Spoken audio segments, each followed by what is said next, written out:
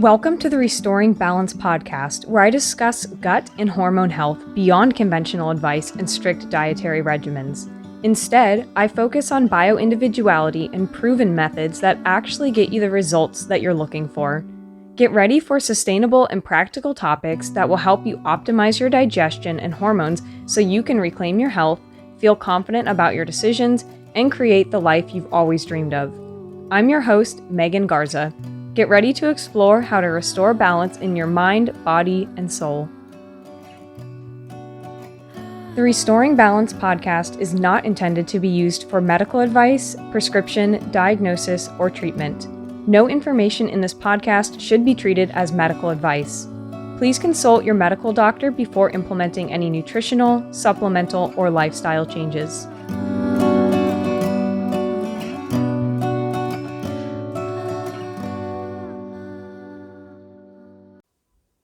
Hello, everyone. Welcome back to the podcast. This is episode 32, and the title of today's episode is Tips to Eat Healthy and Maintain Routines While Traveling.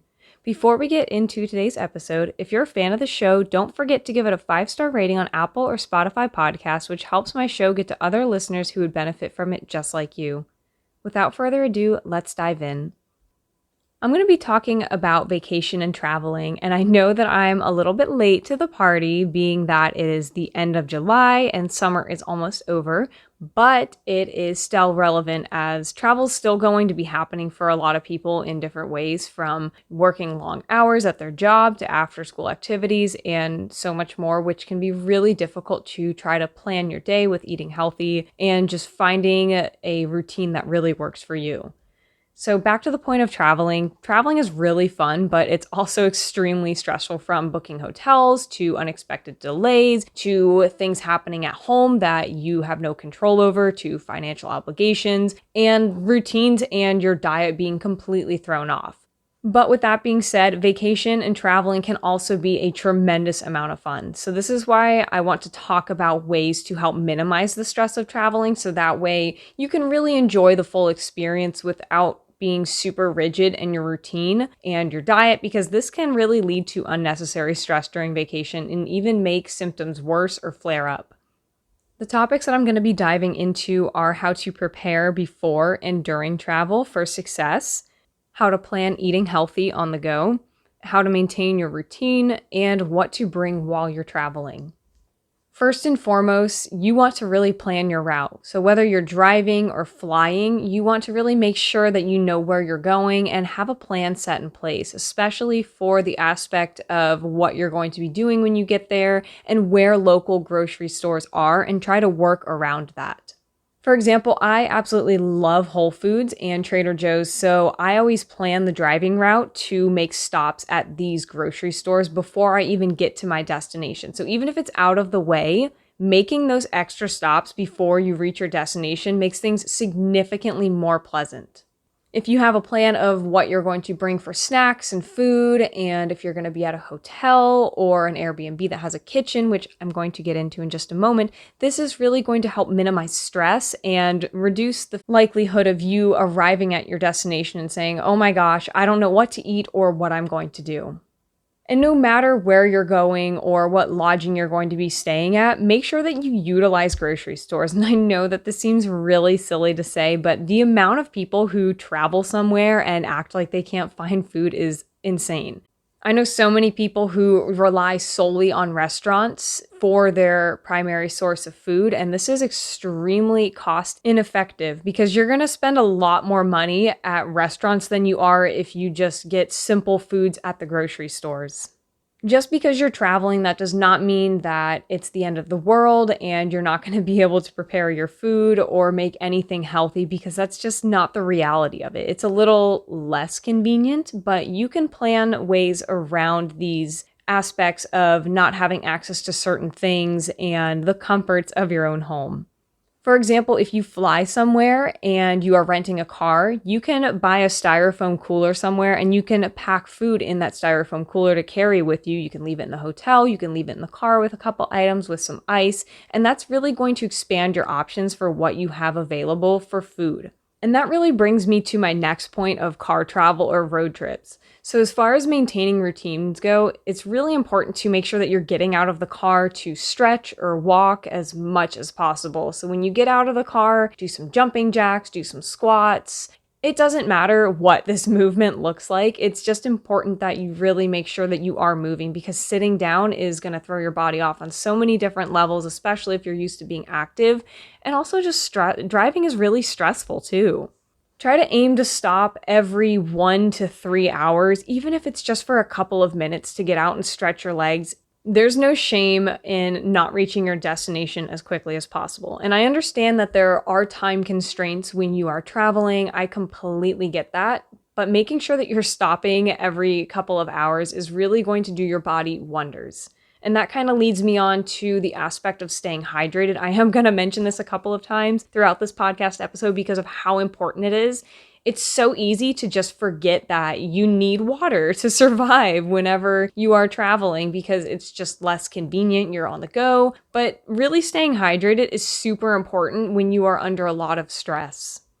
Something else that's really easy to do is to prep meals ahead of time and to pack it all in a cooler if you're going on a road trip, say from your house to somewhere else. It clearly involves a little bit more planning, but this also gives you the opportunity to have more meals on the go that you know are healthy and they are going to satiate you rather than stopping at some restaurant that you're not too familiar with and getting something that your body doesn't necessarily agree with. And you might be thinking, well, I don't want cold leftovers. That's disgusting. And I completely agree with you, but there are truck stops that do have microwaves, so that way you can heat up your leftovers. I have done this on multiple occasions and it has always been a very smooth process. Usually truck stops like Love's, they usually have microwaves and they are free to use. They have all kinds of amenities there. They do have some healthy snacks when I did look around while the food was microwaving. So they do have options for you as well if you are a little extra hungry or if you forgot or you couldn't bring something. But just letting you know that there are microwaves on the road like that for you to use. And speaking about snacks and how these options are available on the road more and more, make sure that you pack snacks beforehand because you do not want to be stranded without options or have to resort to fast food that is going to hurt your stomach. And I'm going to cover some healthy snacks in just a moment and why it is so important to plan ahead of time and to bring food with you. And on the topic of snacking in the car, make sure that you are not eating constantly because this is going to mess with your migrating motor complex. Your body needs time to digest meals, and if you are constantly eating just because you are bored, it is going to throw your body completely off whack. So really trying to stick to a regular eating schedule and not just eating because you are bored or it's an unpleasant experience. Really try to be mindful of what you are doing and how often you're eating, because if you're not and you're just snacking, you're not expending those calories either, so it's kind of pointless. And if you are just continuing to snack, then your body is not going to know what to do. So really try to stick with a schedule of breakfast, lunch, and dinner and a couple of snacks in between, but don't just be constantly eating on the road because your body does need a break in between digesting food. So you have driven in the car or you've flown on a plane and now you've reached your destination, and that brings me on to my next point of lodging. If you want access to a kitchen so that way you can cook, there are tons of options online like an Airbnb, Extended Stay America, or a timeshare. And you do not have to be an owner of a timeshare in order to utilize them. They are actually rented out like hotels. So if you don't own a timeshare, don't worry, you can find them online. And having access to a kitchen is a huge relief for many people who have dietary restrictions or just hate eating restaurant food. I always make sure that there's a kitchen of some sort whenever I'm going anywhere, or I'm going to bring a burner and a pan to cook on.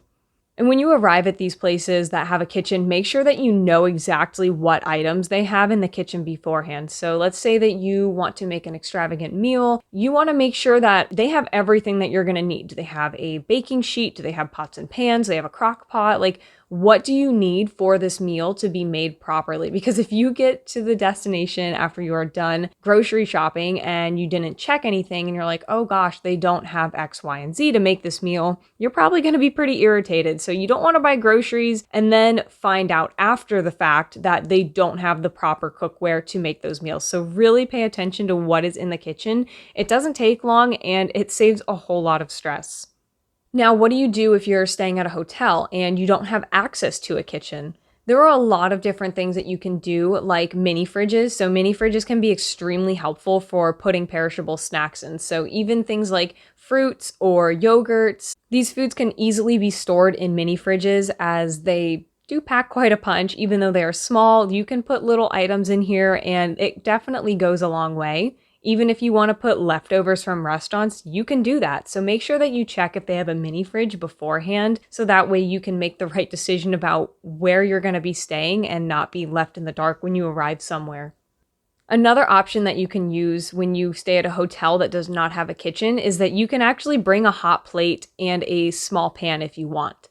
Maybe if you're flying, this is going to be a little bit more difficult. Maybe you could skimp out on not bringing some stuff and you can put a small pan and a hot plate in there. They don't weigh much altogether, probably less than like 8 pounds, which I know can be a lot when you are traveling to really plan what you're supposed to be putting in there. But if you do desire to have a nice home cooked meal, you're going to find a way to do this. So there are options and there are ways around these things.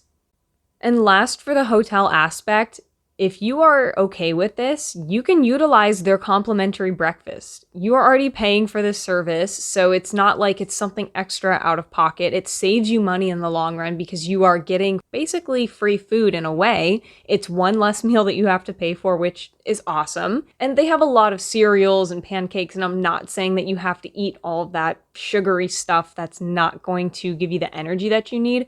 But chances are they're probably going to have things like yogurt or milk or fruits and vegetables and probably eggs. Most of these places do have eggs or even oatmeal with nuts and seeds. So if you want an option that is free and already made for you, there you go. Utilize their complimentary breakfast.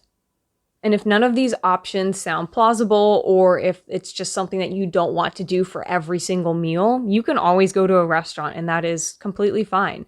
But make sure that you are calling ahead to ask about their menu if you have any dietary restrictions. I personally use an app called Find Me Gluten Free, and they have so many restaurants on that app, and it tells you which ones are celiac friendly and which ones are just gluten free. Because I do eat gluten, but I try to choose the highest quality gluten. And usually when you find restaurants that are gluten free, sometimes they're a little bit more health conscious, which is pretty cool. So that's also an option. Beforehand, you can also ask them if they cook with butter rather than vegetable oil, because that is going to be a much healthier option. A lot of times they will accommodate for you if they cook with vegetable oil. Just tell them that you have a reaction to it, or you don't like it, or you just want them to cook with butter, and they will typically accommodate you for that sort of thing. And when you're eating out in a strange place and in a strange town, in a strange restaurant that you've never been to, don't try to stray too far away from what you normally eat, especially if you know that you are going to be symptomatic after it happens, because that's going to create unnecessary stress, and that is not what you want when you're trying to have a good time. And I'm not saying to be ultra strict and to not ever eat anything different, but you can have fun as long as it is within moderation. You don't have to have huge portions of whatever you're trying to eat, but now is not the time to try a local exotic meal that you've never tried, because that could have seriously bad outcomes.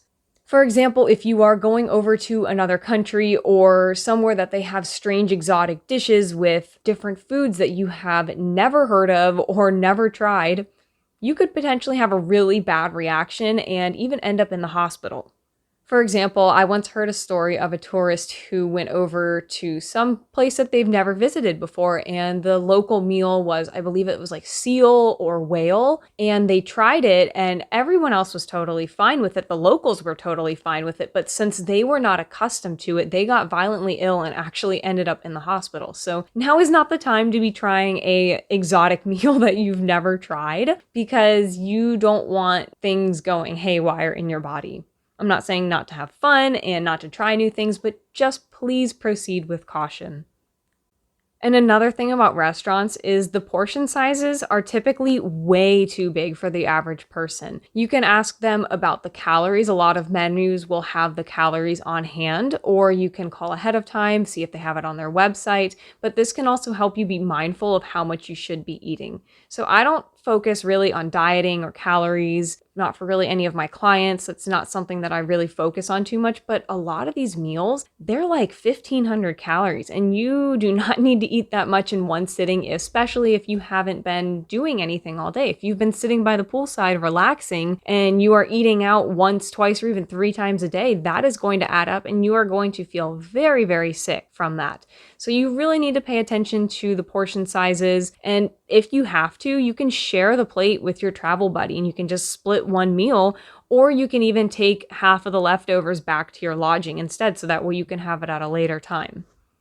On the opposite end of this, if you are hiking or if you're doing a lot of exerting of energy, then you are going to want to have bigger portions because that is going to be extra calories and extra fuel for your body to utilize. So making sure that you are just kind of gauging your activity level, how much you're eating, and if it's going to actually be utilized properly. And now going back to the topic of not straying too far from what you eat normally, really pick your meals wisely. So this applies to restaurants. And what I said a moment ago, now is not the time to eat completely different.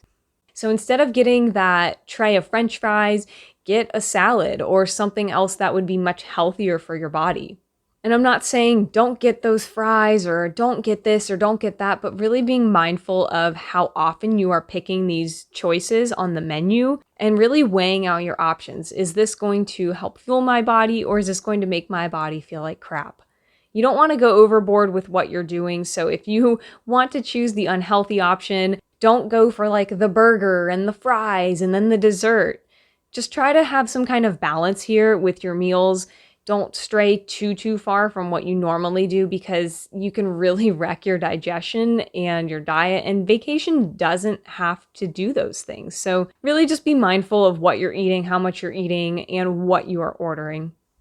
And part of being mindful of what you're eating goes hand in hand with watching what is on your plate. And as a nutritional therapist, I am very in favor of a protein-focused meal, especially for breakfast, because this is going to set the tone for how the rest of your day is going to go. Instead of a carb-heavy breakfast like pancakes and syrup or cereal or whatever the typical high-sugar, high-carb breakfast is going to be, really opt for one that is high in fat, protein, and fiber, because this is going to keep you full longer. It's going to help your energy feel more stable. It's going to prevent blood sugar crashes, and you're just going to feel better overall. Really try to balance your meal of carb, a fat, and a protein with some fiber, and that is going to make a tremendous difference for how you're going to feel. You're not going to feel like you need to be snacking for the rest of the day, and especially if you're going to go do high-intensity activities or even just light hiking or driving around and sightseeing, you're not going to want to be grabbing a snack every 2 or 3 hours of a bunch of sugar or a bunch of carbs, because that's going to just make things so much worse. So really try to focus on your protein and fat and some fiber, so that way you can feel full longer and not have to deal with energy crashes. And also on the opposite end of the spectrum here, if you're only eating a piece of fruit and you're going hiking or you're driving around all day, you really cannot expect to feel good, because this is going to lead to blood sugar crashes. You are not going to have enough energy for hikes. So you really want to make sure that you're getting enough calories for the day, especially if you're doing high intensity stuff or hiking, so that way you don't crash and burn when you are doing these activities. This might require that you eat a little bit more than you typically do, and that's totally normal. And when I say protein, I mean high quality protein. Typically beans and oatmeal and tofu, this stuff is not going to cut it. Those are carbohydrate sources. If you put it into an app like Chronometer or Chronometer, I am probably not saying it right, but regardless, if you put it into an app like that, it is a carbohydrate source. So I'm talking about high quality animal protein, things like eggs and yogurt and milk, and 2 eggs is not going to cut it, because that would only be 12 grams of protein. For most women, I say anywhere around 25 to 30 grams of protein per meal is what is really going to give you the most energy. Most women that I've talked to and most of my clients who have worked with me have felt really well when they are eating about 1 gram of protein per 1 pound of body weight. So for me, I'm 125 pounds. I need 125 grams of protein per day in order to feel optimal. Now, if I'm working out or doing something that requires more energy, then I'm probably going to try to eat more protein than that. And if I don't eat that much, like when I was vegan and vegetarian, I felt terrible. Protein is such a critical aspect for how your body is going to run, and it is going to run inefficiently if you are not supplying it with ample protein. So that's why I'm really trying to put an emphasis on this and making sure that you are getting enough in your diet for every single meal of the day. And that brings me to my next point of eating mindfully. You don't need to be in a rush to eat your food, and I know that this is not practical for every single meal of the day when you are traveling. Sometimes you are trying to rush out of the door so that way you can catch the train or the bus or get your flight on time or turn the rental car in or whatever the case may be. I completely understand that it is not possible to not be in a rush every single meal when you're on vacation. But whenever possible, you really do want to just enjoy your meal and to chew your food thoroughly and to be present and enjoy the flavors and the sounds and the smells and the company that you're with, because that's really what it's all about. And food is really a bonding thing. So really making sure that you are enjoying every single bite is going to be really helpful, especially if you're dealing with digestive issues. If you've heard me talking about food at any capacity, I'm pretty much always mentioning the fact that you need to be mindful and you need to chew your food in order to digest properly. And if you're not, this is where problems arise. So if you have problems with constipation or indigestion or acid reflux or anything like that, any digestive issue, you need to slow down and chew your food thoroughly. Hydration is equally as important when you are traveling, especially because dehydration is going to throw your body off in many ways. And it's super easy to get dehydrated when you're traveling because you are stuck in a car or you are rushing from place to place or you're in a plane. There's so many factors that can lead to you just not drinking enough water, or maybe you just feel like you don't want to get up every so often or make so many stops so that way you have to pee. But if you are constantly dehydrated, this can really make you tired and cranky and just crave food that's terrible for you. And this hydration aspect is so critical when you are hiking, especially hiking in the desert. You hear so many stories of unnecessary injuries and deaths of people going into these extremely hot places with little to no supplies. They bring like 1 liter of water, and it just drives me nuts whenever I hear that, because you really need a ton of water. If you think that you're only going to drink 2 liters of water, bring triple that. I mean, I really cannot stress how important it is to bring water when you are hiking. Bring more than you think that you're going to need, because you'd be surprised how quickly you run out of water. And this has happened to me before, and it was a huge eye-opener to really understand just how dangerous it can be. And if you've ever seen the movie Black Hawk Down, you'll remember that that was one of their critical mistakes that they made. They thought that they were only going to be there for a certain amount of time, and they brought water for that amount of time, and they ended up getting stuck there. And a lot of them had heat casualties and serious problems because they did not have enough water. So stay hydrated. I cannot stress this aspect enough. And this also does coincide with alcohol consumption. If you are drinking alcohol, you are dehydrating your body. So really trying to avoid alcohol the best that you can, or making sure that you are at least hydrating after you're drinking alcohol, and just really going easy on it. If you haven't drank in a while, now is not the time to go ham with with the amount that you're drinking, because you're going to feel terrible in the morning and it's going to ruin your vacation. So really everything is just about moderation.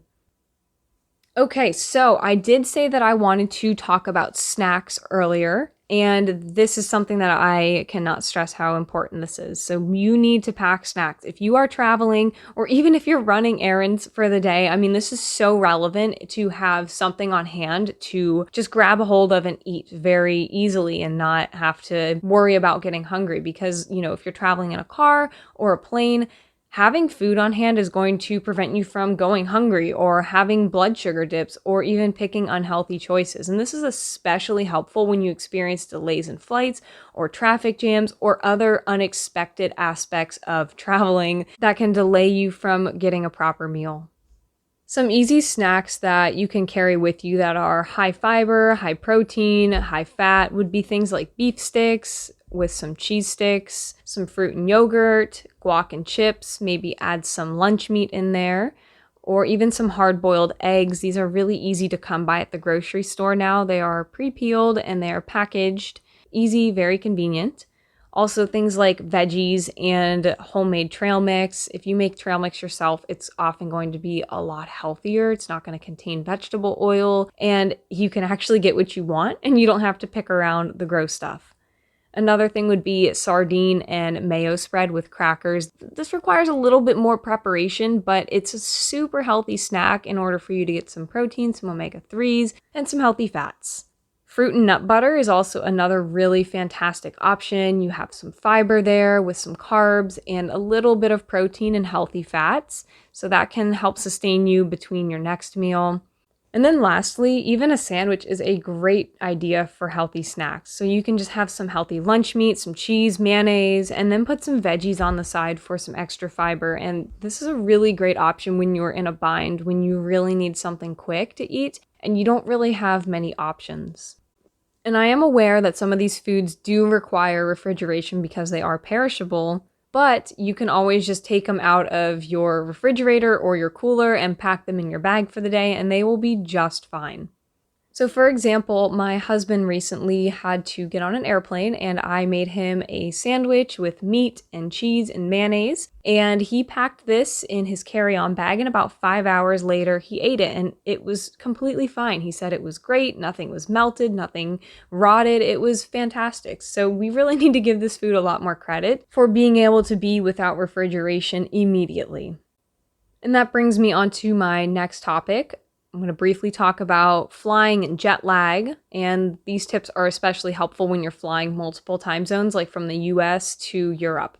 So first and foremost, it's important to get a good night's sleep before you leave for your flight. Of course, this is not always going to happen with restlessness and anxiety, or even if you're flying a red eye and you have to be on the plane at midnight. It can be very difficult to try to get some sleep, but if you can, try to do your best to get some shut-eye beforehand. If you're leaving at midnight, see if you can lay down at around 4 o'clock and just try to get some sleep in beforehand. And if you can't, get some sleep on the flight. Even if you did get a good night's sleep, try to sleep on the flight because your body is going to be adjusting to different time zones. And if you can allow your mind, body to rest, then it is going to make a world of a difference when you arrive. Another really important aspect is to stay awake until local bedtime. This is going to be really hard and you're going to probably feel exhausted because if you are in a time zone where 10 p.m. is actually like 3 a.m., you're probably going to be really freaking tired. But if you go to sleep at, say, 4 o'clock local time, because it's actually super late where you flew from, you're going to wake up probably like 1 or 2 a.m. and you're just going to be wide awake and not know what to do with yourself. And it's kind of going to ruin your trip in a way because that's going to set the tone for how the rest of it's going to go. So really try to stay awake until local bedtime and just allow yourself to acclimate that way. So that way, when you wake up the next morning, you will feel a little bit more refreshed. You won't be waking up at midnight or 2 a.m. You're probably going to wake up early. It's probably going to be like 5, 6, 7, something like that. But just go outside, get some sunlight in your eyes. If you have listened to my podcast or if you have been in the holistic health space for any amount of time, you will know just how important morning sunlight is. And this is no exception. You want to be priming your circadian rhythm to the local time. So that way your body stops producing melatonin at the appropriate time and it starts producing melatonin in the evening when it is appropriate. And lastly, another thing that you can do if none of this stuff works, you can always take melatonin or CBD oil. Now, of course, you want to be checking with local laws because there are some countries where these things are not legal. Some of them require prescriptions for you to bring this stuff, and you don't want to be bringing contraband into a country that is going to punish you for this. So This is your responsibility to check your local laws here on this one, because everywhere that you fly is going to be different about this stuff, but melatonin or CBD oil can really help you just get that extra rest that you are probably so desperately going to be needing. Now, moving on to the topic of routines, because that is something that is really important to consider when you are traveling, because when you travel, your routines are probably going to be thrown off to some extent. So do your best to not throw your body out of whack too much. If you have a certain morning routine when you wake up, try to follow that as closely as you can. Same with your bedtime routine. So making sure that you're getting hydrated, you're following a decent sleep schedule, eating a carb, a fat, and a protein every 3 to 4 hours, taking deep breaths, and just allowing time for laughter and joy, because all of these things are going to make your trip so much more enjoyable. It's super important to embrace the unfamiliarity of what you are doing and to find joy in new experiences. So slow down and just take deep breaths and be mindful, because stress is going to trigger many symptoms of gastrointestinal upset. And this is where a lot of symptoms can flare up. This is why I've heard so many women say that when they travel, they get constipated or they have really bad digestive issues. So you can do things like EFT, otherwise known as tapping, diaphragmatic breathing. I like the 4-1-8-1 method, which is where you breathe in for a count of 4, hold for 1 second, and exhale for 8 seconds and hold for 1. And you can repeat this 3 times, 5 times, 10 times, as many times as you need to. And it just relaxes your body to be able to feel like it is safe. Also, things like humming or listening to music and singing, or even taking a bath when you arrive at your destination can be really helpful to just let your body unwind. And the main goal here is to just keep your stress levels down, because we all know that traveling comes with a lot of stress and unexpected stressors. So trying to focus on what is good is going to make the experience much more pleasant rather than just focusing on the bad. And speaking of trying not to focus on the bad things, don't stress about things that you can't control. So if you have to use a coffee maker, or you have to drink water that's not filtered the way that it should be, or you're cooking on pans that you don't like Teflon, or eating food that's not as healthy as you like, etc., all the millions of things that we cannot control when we are on vacation, try not to stress about this, because it's going to make things so much worse, and your symptoms are going to flare up even more if all you're doing is stressing about this stuff. But even if you are experiencing flare-ups and symptoms, just try to find the joy in the experience of travel, especially if you're traveling with people. That's what it's all about. It's about the new experiences and memories that you're creating. And if you're creating memories of, oh my God, I felt so terrible on that trip, that's just so sad. And it's like, I understand how tough it can be to kind of navigate through those emotions, but in the moment, just try to focus on what the purpose of the vacation is, and just try to squeeze as much joy out of the experience as possible. Because if you're focusing on your symptoms, it's going to ruin your vacation. You are going to feel so stressed about it, and really just finding joy in these new experiences is going to make things a whole lot more pleasant for yourself and everyone that you're traveling with. And to make yourself as less stressed as possible and to have the most joy, this brings me to my next point of comfort. Just try to bring things that make you comfortable. Plan ahead, whether you're going in the car or you're flying. Maybe you want to bring a small pillow or some supplements that you know are going to help, or some tea or castor oil packs, or maybe some magnesium to help with bowel movements, or a gentle laxative when you get there. Maybe bringing your circadian red light little block, or a sunrise alarm clock, or your filtered water bottle, or the sky is the limit. There's so many different things that you know would make yourself more comfortable. And if you know that it helps, please bring it, because it's going to make your life so much easier. And those comfort things that we have, those items, can often make the trip much more pleasant.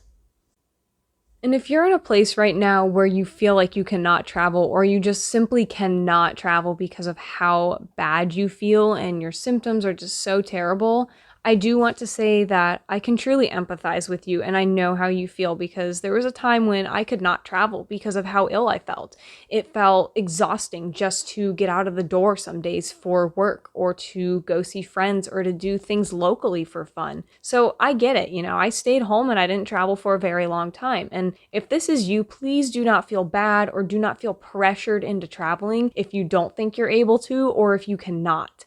Really just focus on your healing and just be patient and gentle with yourself, because things do work out and healing is possible. But if it's stressing you out too much to travel, give yourself that grace and just honor that. And the last thing that I want to say is, please do not be so strict with your diet and lifestyle that you don't enjoy your vacation. It's okay to splurge here and there with food and stray away from your routine once in a while. It's really not the end of the world, and these things do happen. And I'm not telling you not to enjoy your time. However, when you're dealing with digestive issues or chronic health issues, it can really be best to stick with healthy travel options and routines, so that way you feel your best during this time, because travel really is stressful, but also acknowledging that you don't want to be too rigid and get super bent out of shape when you can't stick to these routines. Really just allow yourself to go with the flow and to do your best and to find balance, because it is hard and we need to give ourselves grace and also permission to let these things happen organically and to just try to feel good in unfamiliar situations and places. So just remember to take it step by step and to keep learning on your wonderful journey of wellness.